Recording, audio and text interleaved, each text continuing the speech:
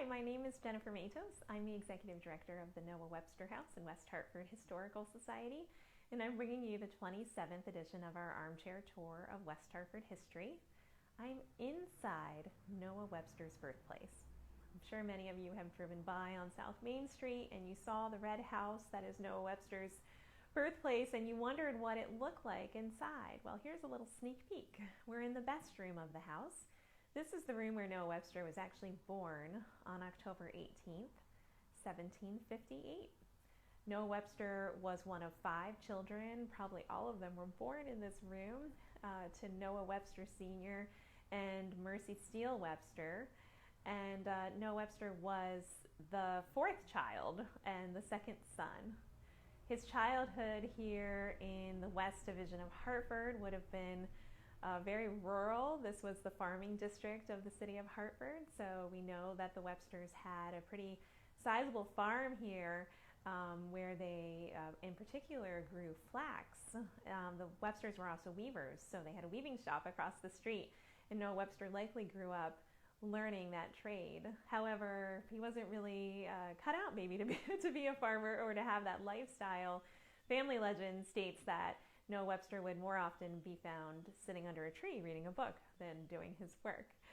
So he actually had asked his parents when he was 14 years old to be tutored so that he could gain entrance to college. And he ended up being the first person in his family to attend college. He went to Yale from 1774 to 1778.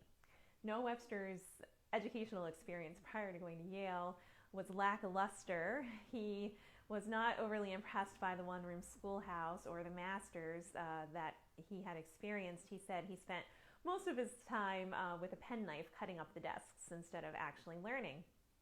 So when Noah Webster becomes a school teacher in 1778, he actually uses his experience as a child to try to improve the circumstances of his classroom for his pupils.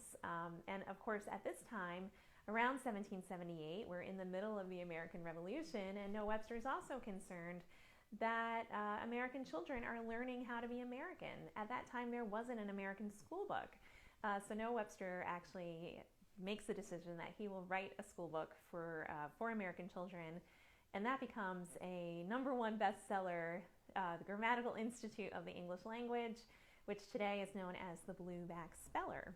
And this book was very informative for the youngest children. It basically taught them how to be American in a time when people were still trying to figure out what that meant. So he filled the book with lessons and morals and history of the United States. And then he also was very interested in language and thinking about how American English is different from British English and wanting to ensure that American children were learning how to speak American English as they grew up, and really believed that that would unite our country. And of course, later, that inspires him to continue his work with language, and he ends up writing a dictionary. His first dictionary in 1806 was called a Compendious Dictionary of the English Language, and then he spends the next 22 years perfecting it to create an American Dictionary of the English Language, published in 1828, which we know of today. And of course, today Noah Webster's name is synonymous with dictionary. And it all started here in this little house, the house built in 1720. Noah Webster is very much a product of West Hartford.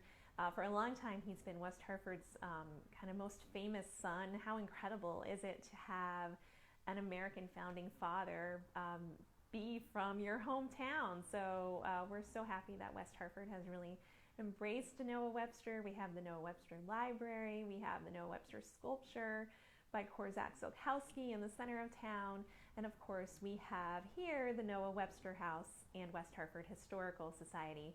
This house actually was lived in by different families until 1960. The last owners, the Hamilton family, donated the house to the town of West Hartford, and the Noah Webster House Foundation formed to create this museum. They restored the house back to how it would have looked when Noah lived here and made it a museum. So we've been very fortunate as an organization to be around since 1965, sharing the story of Noah Webster, preserving his house and sharing it with others. and collecting the history of the town that really nurtured Noah Webster into the person he became, which of course is the town of West Hartford. So we're really proud to also be a repository for West Hartford history, of which Noah Webster is an important part. So we're hoping that you might be able to come visit the Noah Webster House at some point. The museum is open daily from 1 to 4 p.m. and you can take a tablet tour, so you can go on your own self-guided tour through the house. And then we're actually having a special event on Saturday, October 17th, in recognition of Noah Webster's 262nd birthday. We'll be having an event all day from 11 a.m. to 8 p.m. with food trucks and desserts and adult beverages served as a fundraiser for the museum, activities for kids. We'll have an actual animal exhibit from Westmore Park, and just a whole day of fun planned. And all of it is to benefit the Noah Webster House, which we are certainly so proud to be able to maintain and share with all of you. So hopefully we'll be able to see you soon, whether you come in for a tour or come over to Noah Webster's birthday on October 17th. And now that you've seen a little bit of the inside of the house, the next time you drive by, hopefully you'll have a good idea of what lies within. Hope you learned something new. We'll see you next week. Bye.